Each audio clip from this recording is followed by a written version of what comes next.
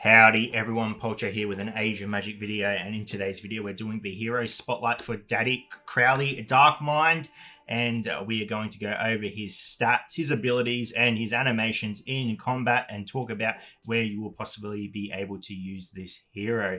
So without a further ado, let's jump into it, going over the character's stats. Hit points coming in at 3.1 million. That is a fair amount for a healer, solid. His speed is 249. He's not a slow character. Armor is 19k, magic damage resistance 51k, basic magic damage 239k, magical critical hit chance 47. I say this all the time, but it makes no sense why healers have such high crit chance, like ridiculously high. Magic critical damage is 488k as well. And there are his stats at a more in-depth level. If you want to pause it and have a look at anything you want, feel free to do so. The information is there for you. So with all that covered, we will now jump into the arena. We'll look at his abilities and the animations and talk about how you will possibly be able to use this character. Jumping into the arena, we have Crowley's basic ability, Crimson Flash. Damages one target, deals 7% more damage per dark token on any allied renegade. Regains 20% of own HP of damage done per allied renegade. So, fairly good sustained basic ability. Does extra damage with tokens and heals more HP with extra renegades. So we'll go ahead and look at the animation. I'm going to go ahead and attack the old Sacrif here, just because she's a nuisance, and we'll look at the animation of the ability. So pretty cool. Overall, the aesthetics of this character is amazing. For an old white guy with a magical beard, they've done well. They've done well for him, especially with his crow staff, which, again, is pretty good as well. But basic, decent. I'd give it about a 6 out of 10. Moving on to Crowley's first special, or his second ability, we have Experimental. Triggers the healer class mark. Damages one target and removes all their shields. Heals ally with the lowest HP by 250% of the damage dealt. Casts the Life Theft debuff for 3 turns. A character attacking this target regains 100% of their HP from the damage they deal, and allies regain half that percent. Reduces the target's defense and resistance to magical damage by 35% for 3 turns. Debuffs are cast on the target regardless of fortitude and magic fortitude. So really cool ability, something new in there that we haven't seen before, and that is the Life Theft debuff. I think that is a really neat little addition. We're going to go ahead and look at the animation of the ability, and as you can see, the Sacrif has a fairly decent shield. The ability should go ahead and remove that shield completely and then perform damage to her as well, healing both Crowley and Lingo. So let's have a look if everything works the way it's meant to. There we go. So they both did get some HP back. The shield is completely removed and the debuff is applied. Really cool ability. So let's go over some of the things. Damages one target and removes all their shield. Really cool. I like abilities that are not based off RNG. I would rather have an ability that has a guaranteed chance of working against one target than an ability that has a chance of working against multiple targets. I feel like if there is no RNG to a character, it adds so much more strategy to that hero. You're able to really determine where you want to use them and how you want to use them. As you can see, if we had a team completely built of Archons, which would most likely have the Magnus on there, you would easily be able to reduce the shield of the Magnus and get rid of that Magnus as soon as possible, allowing you to move on to the other targets. Compared to if the ability was, there's a 70% chance to remove the shield from all enemies. If I get that 30% chance it doesn't work, then you're screwed. You're screwed. Your plan crumbles. You need to figure something else out. So I really like that it's a single target ability. I like it can pinpoint something that we need to get rid of and remove it. Heals ally with the lowest HP by 250% of the damage dealt. So that is from the damage of the ability. Then casts the Life Theft debuff for 3 turns. A character attacking this target regains 100% of their HP they deal as damage. So we're going to go ahead and attack with Line Go. So this will heal Lion Go for 100% of the damage he causes and 50% healing for the Crowley as well. So watch their health bars. They should both get some HP from this. Beautiful. Okay, she dodged, but they still healed, I believe. We'll go ahead and attack it again. Yep. So, yeah, he healed for 24k. Crowley healed for 12k. Beautiful, working as intended. And debuff for 3 turns. So she's got that ability. It's not per hit. That is on her for 3 turns. So that is a fair amount of sustain healing from all sources. That's all damage your characters are dealing. That's really good. It means that Crowley doesn't need to specifically need to be a really powerful healer. He's giving the chance for your characters to heal off the damage they deal. And there are some characters in the Renegades faction that do deal lots of damage. Balthazar with his guaranteed crit. You've got Morrigan, who does insane AoE damage. And you've got Wilhelm, who at the moment is not properly tested, but he has the ability to do a lot of damage. Reduces the target's down. So yeah, just ensuring that the ability has the best chance of landing and decreasing the defenses of the enemy as well. Overall, a really good ability, I believe. It has decent utility, decent support, and the damage, though, may not be strong, not powerful. It doesn't need to be, because it's benefiting every other Renegade or character on the team. As from what I can see, just glancing over it quickly, this ability is not Renegade specific. It's not even Dark specific. This affects everyone on the team. So yeah, everything looks good.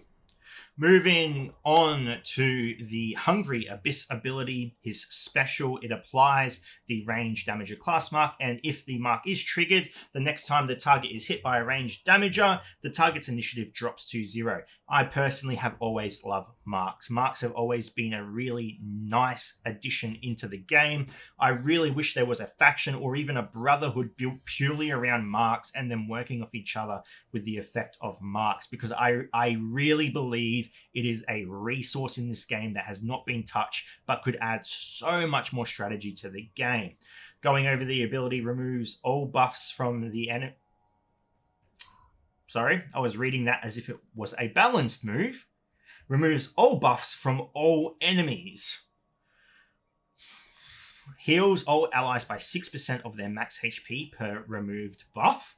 A random debuff from a random ally is removed. A random debuff from a random ally is removed per dark token on allied renegades. Removes all dark tokens from Crowley. Okay. Oh, wow. So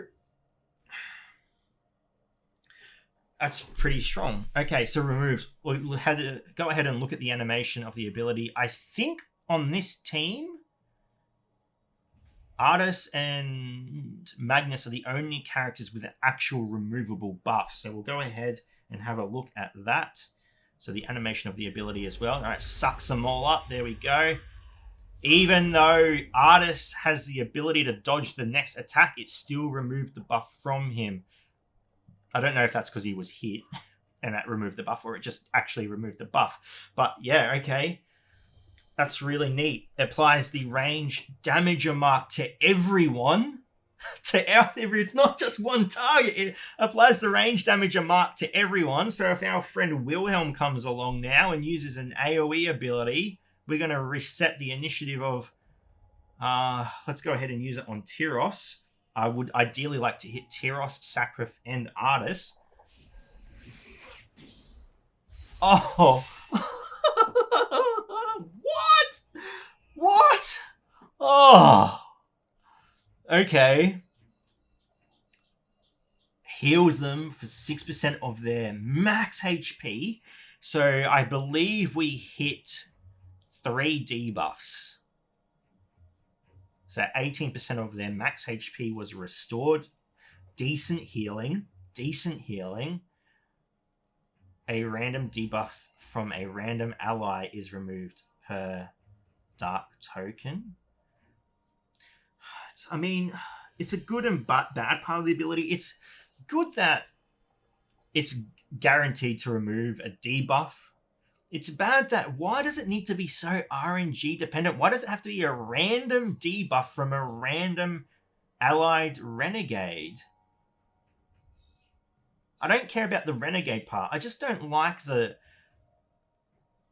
uncertainty.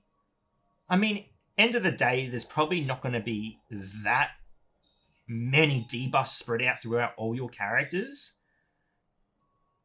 And with the amount of tokens this team can build, I think that you're most likely just going to get rid of all of them anyway.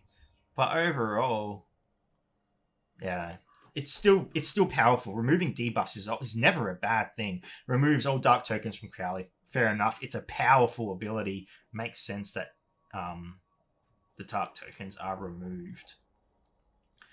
But yeah, that's Hungry Abyss, and it's a powerful ability. Moving on to Crowley's passive, we have a Raven Soul. At the start of his turn, Crowley gets a dark token and can collect up to 5.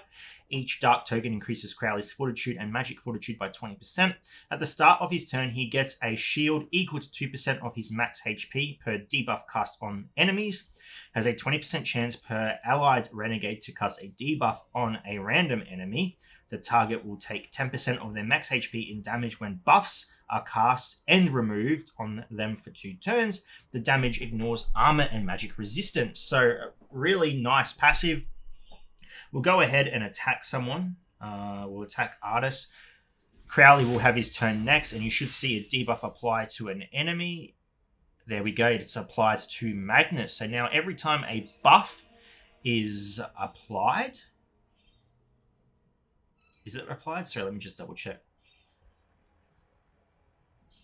Yep, when buffs are cast and removed. So every time a buff is cast or removed, Magnus will take 10% of his max HP in damage, which for a support ability is a lot of damage, and it being on a healer as well, he's quite a powerful... I wouldn't say he's a powerful healer. I would say he's a powerful support unit.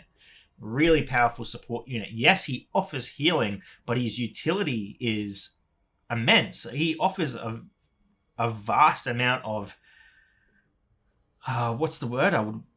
aspects to the team.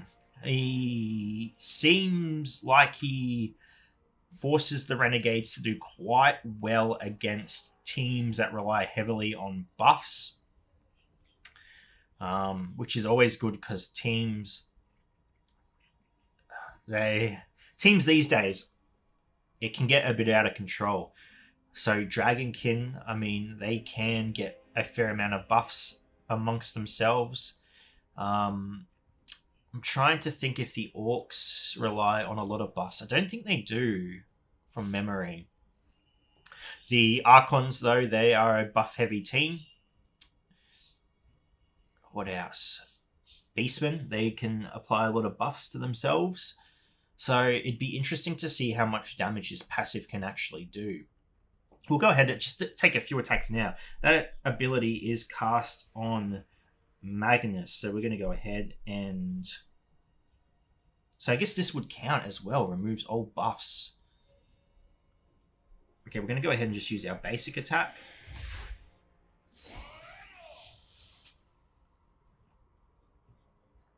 Well, I guess that's the downfall. It can be removed. I forgot all about that. Magnus can obviously remove, but it looks like he took damage there anyway. I don't know if that was from the debuff or where that damage came from, because he removed the debuff before he did the attack. Interesting. Unless there's something I'm completely missing.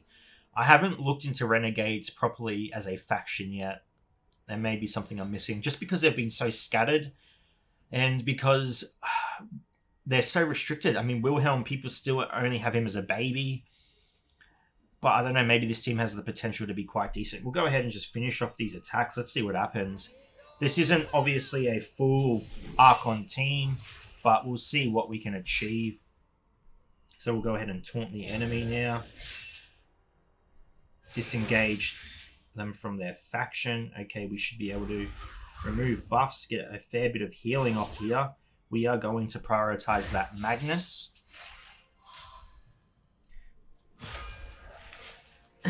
Remember, we do have the option to remove shield.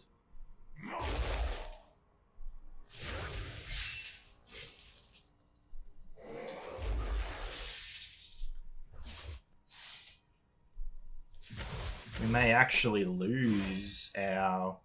I'm going to wait for the 5 darkness tokens. We lose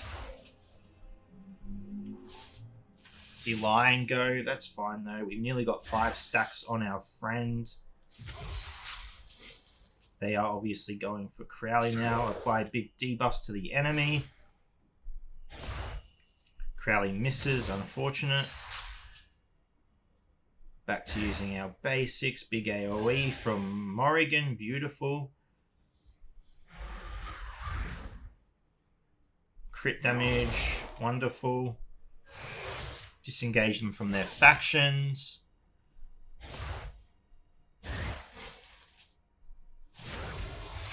Yeah, nice, okay. I mean, I feel like the team runs smoothly, but it'd be interesting to see how they are used effectively. I don't know if this is the best combination for the heroes. Remember as well that they're still missing 2 characters. So we've got the caster, we're missing the boss, and we're missing the rogue. So I feel like maybe Balthazar might be a weak link in these teams. The reason I say Balthazar is because with teams these days, the impact of combat is instant. You took Chrome, Irizit. These characters are effective right off the bat. Their impact is immediate. Balthazar is a wind-up character. He needs to last, unless you're trying to get the full use out of his abilities, you need to wait at least 5 turns to get that mass debuff assortment out on the enemy. I feel like if the boss, I think you'd replace Balthazar with the boss, assuming he has an exceptional leadership ability, and you're probably looking at a really decent team. But how it's going to be used, still yet to debate. There's a lot of testing that will need to be done. And honestly, I don't want to spoil too much before the faction is released. And I think that's part of the game, is brainstorming and theory crafting on how to use characters. But that is Crowley. I think he's a really cool champion. I think there's a lot to him. I think he can be utilized in some way. A lot of his abilities aren't specific to his faction. So people have always found ways to use heroes in unique ways. So I'm looking forward to that. Anyway, ladies and gentlemen, thank you so much for watching. If you have any questions, feel free to leave a comment below. I will answer to the best of my ability. And wherever you are in the world, until next time, please take care of yourself.